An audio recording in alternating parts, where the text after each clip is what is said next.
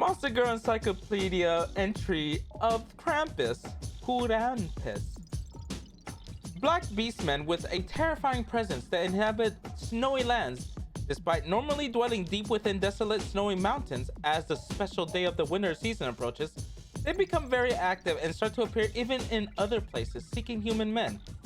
That's why instead of the men they prey upon, encountering them in the snowy mountains, in most cases, it happens in places like faraway cities, and they may even suddenly appear at the home of their prey. Their disposition is as ferocious as their looks would suggest, and their speech and behavior are very violent. They pin down their prey with their powerful bodies and violate them. On the other hand, they are crafty and contemplative, so even when they've locked their sights on the man who will be their prey, it is said that they always carefully prepare and keep waiting for when the special day eventually comes to get their hands on their prey for sure, instead of attacking immediately. Thus, generally speaking, a Krampus will be wild with lust when she appears before her prey. When sex happens, the prey will be dealt pleasure so intense that it's violent and be mercilessly milked of essence, like he's being devoured by a beast. But in actuality, the source of the bestial lust driving them is their excessively strong desire to service the men they fancy. Perhaps they would never imagine it from their ferocity, but they are an extremely devoted race who take joy in obediently supporting their husbands. And when they discover their husband to be, they burn with a strong desire to service him. As they await the arrival of the special day to be joined with him, it only swells even greater. When the moment they had been anxiously waiting is finally at hand and they appear before their prey, the desire which had been swelling day after day must be insuppressible, and they will give in to their urges and launch an assault to offer him devotion. In other words, the more they think about how much they love their husband and want to service him, the greater the ferocity grows. As a result, when they perform oral service intent on providing enjoyment and satisfaction for their husband, it is like a beast sinking its teeth into a manhood and going on a feeding frenzy.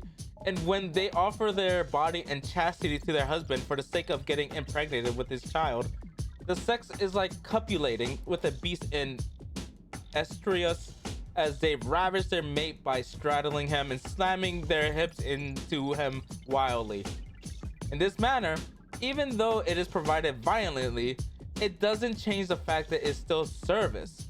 Contrary to how it looks like being devoured, instead, the pleasantly sweet pleasure and ejaculation render their prey's body and heart unable to resist them. Furthermore, the special day is a date set by these girls themselves as a day appropriate for offering all of their body and soul to their husband.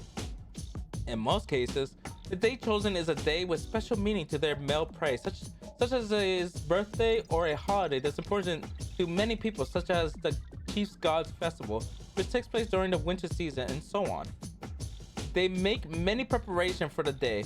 Not only do they prepare to go and marry their husband, there are also cases when they make arrangements to welcome their husband into their own lair.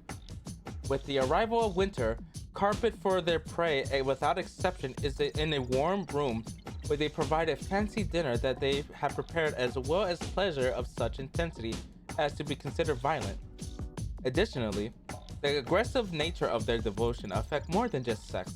For instance, there are many tales left behind of the sort which concern men who were hard to call good people being abducted by Krampuses, only to finally make a surprising return years later as fine men of character alongside their kidnappers turned wives, leaving people to wonder what on earth had happened in the meantime.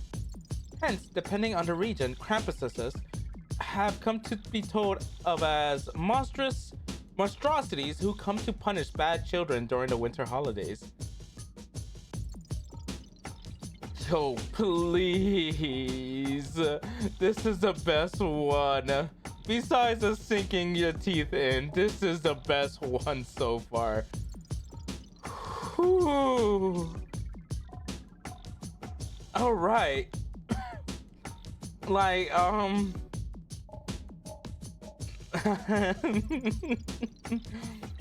happy you're naughty boy. Bruh.